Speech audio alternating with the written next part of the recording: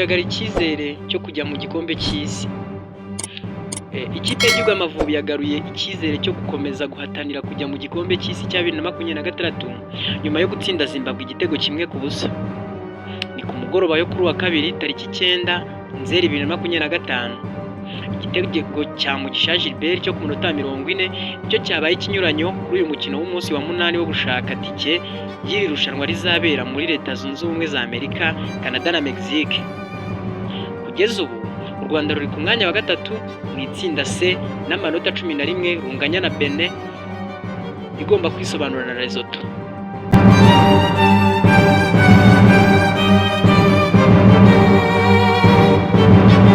Ku nshuro ya mbere mu mateka iri rushanwa rizitabirwa n'amakipe 48 arimo 9 azahagararira umugabane wa Afurika ariko ashobora no kuzaba 10.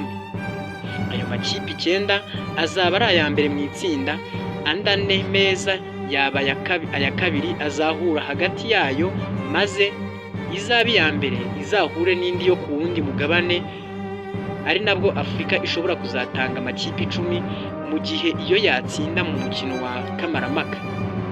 U Rwanda ruzongera gukina tariki ya 6 Ukwakira rwakira Benin. Ni mu gihe umukino uzasoza ruzasura South Africa ku itariki 13 Ukwakira 2025.